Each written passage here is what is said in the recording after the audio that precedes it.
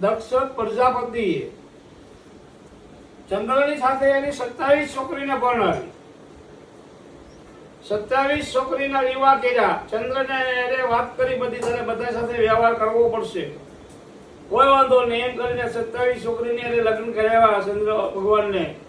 અને ચંદ્રને એક જ છોકરી ગમી, અદિતા. બીજા કોઈને એને વ્યવહાર કરે નહીં, બોલે નહીં, રાખે નહીં, એમ કરીને 26 ઘરે આવી. પછી દક્ષિણ રાજાએ વાત કરી. પછી દક્ષિણ રાજા આવ્યા રસ લઈ અને હરાપ આપી દીધો કે તું અંધો બની જાય, તને કોટ નીકળશે. તે દગો કર્યો મારી એને.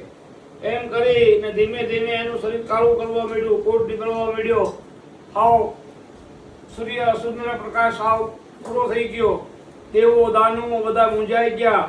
ચંદ્રભા દોડીને આવ્યો બ્રહ્મા પાસે. બ્રહ્માને વાત કરી. બ્રહ્મા કે મારી કોઈ મારી ઈચ્છા નથી કોઈ આ કરવાની. વિષ્ણુ ભગવાન પાસે ગયો કે મારી ઈચ્છા નથી. શિવ પાસે જા. શિવ પાસે ગયા. શિવે કીધું હું તને પૂરણ તો મુક્ત નહીં કરી આપું, 15 થી મુક્ત થા, પણ તારે જવું પડે સોમનાથ પાટણ પાસે.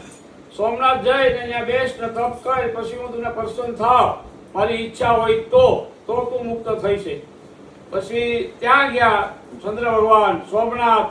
ભોળાનાથે લિંગ આપી હતી, લિંગ લઈને ગયા, ત્યાં સ્થાપના કરી અને ઘણો ટાઈમ ટેપ કરો, ઘણો ટાઈમ તપ કર્યો ભોળાનાથનો. ઓમ નમઃ શિવાયના જાપ કર્યા. ઘણા વર્ષો વીતી ગયા. પછી શિવ પ્રસન્ન થયા. પછી એને 15 દી ઉગવાનું, 15 દી નહીં ઉગવાનું, 15 દીનો એને મોક્ષ આપ્યો શિવે. અને 15 દી અંધાર્યું રહે. એ એને દક્ષનો હરાપ હતો. એ ચંદ્ર ભગવાને એને મુક્ત કર્યો. પછી ચંદ્ર ભગવાને ત્યાં મંદિર બનાવ્યું સોમનાથ. સોનાનું મંદિર આખું બનાવ્યું. પહેલા ચંદ્ર ભગવાને બનાવ્યું સોમનાથ મંદિર. ચંદ્ર ભગવાન આખું સોનાનું સોનાનું મંદિર બનાવ્યું. અને એ મંદિર સોમનાથ 17 વાર તૂટાણું. કેટલી વાર? 17 વાર તૂટ્યું. તો હજી ખડીમાં છે એમ જ છે. એટલે શિવ અને મા પાર્વતી હોય ત્યાં જિંદગીમાં એનું મંદિરને કોઈ વાંધો આવે નહીં.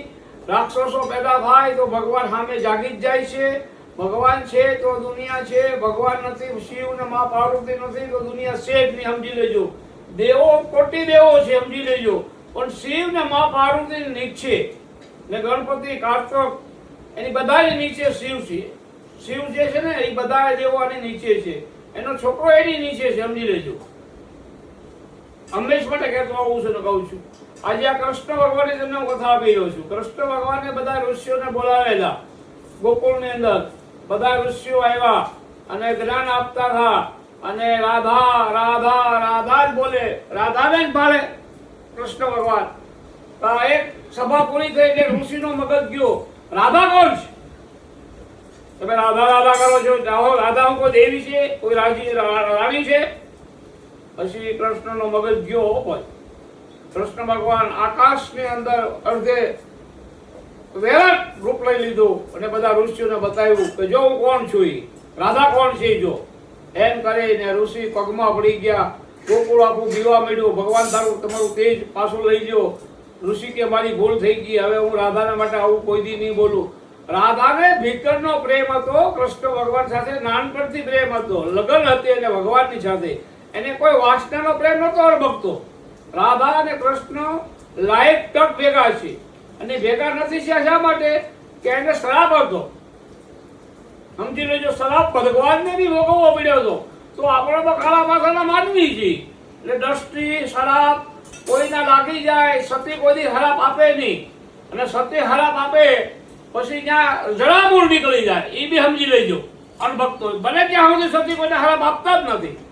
પણ જ્યારે અંત આવી જાય, જ્યારે સતીમાનું અપમાન બહુ થાય મળે, ત્યારે સતી એમ કહી દે છે જા કરું જળામૂળ નીકળી જાય. એટલે જ્યાં નીકળે જ તે કંદર નીકળી જાય. એ ખાસ ધ્યાન રાખજો. આ એક જ એવો પરિવાર છે, આખું કુટુંબ એવો પરિવાર છે, સહપરિવાર એવો છે. એ કુટુંબ છે લબાડીના ગોર છે. મતલબી સવારથી 1 નંબરના નાલાયક માણસો છે.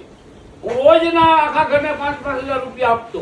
એની વહુને બોલાવતો. મારી પાસે એવા ગ્રાહકો બધા આવતા, તમામને બોલાવીને આપતા. કાંઈ નહોતું. હવે એને માને પેલા કાકરો નહોતો ને હવે ખાવા થઈ ગયું એટલે હવે મતલબી થઈ ગયા બધા. એટલે કાળ કે તારા કાનમાં એ તારે રેવું ભાડાના મકાનમાં. એ ભાડું બંગલો કોણે બનાવ્યો? નથી મૂળ, નથી ઝાડ, નથી કાયા. કાયા પડી જાય કઈ કહેવાય નહીં. આંબો આવે તો નીચે આવે, કોઈ ઉપર ન જાય. હંમેશ માટે ભગવાનને જ્ઞાન, પૈસો, શક્તિ કાંઈ બી આપ્યું હોય ને તો એ ગમે. નમ્યા એ ભગવાનને ગમ્યા. છોડી દીધા. છોડવા વાળો મહાન છે, સમજી લેજો. માફ કરવા વાળો મહાન છે. સામે વાળા મહાન નથી. જે માફ કરી દે એના માટે મહાન છે. એ જાણે, એના કરમ ધર્મ જાણે. મેં તો મારી ખોડિયાર ઉપર બધું છોડી દીધું. ખોડિયારમાં જે છે ને એ મારા કુળની અંદર પૂંજાય છે. ખોડિયાર એના ભાઈને બસાવ્યો હતો મેરેખ્યાને, પતાળમાંથી સૂર્યને નહોતો ઉગવા દીધો. એ મારી ખોડિયારે મને થાપો મારેલો છે હું જ્યારે ભેહું સારતો ત્યારે. સમજ્યા? એ મારી ખોડિયાર મારી હારે છે.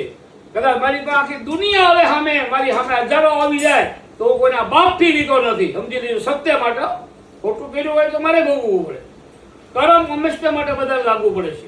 એટલે યાદ કરી લેજો, હંમેશ માટે હનુમાનની છે સડવું, બધાની છે સડવું, પણ શિવની છે સીડા. તેથી સમજી લેજો મરી ગયા. ઓમ નમો નારાયણ, જય સિયા રામ.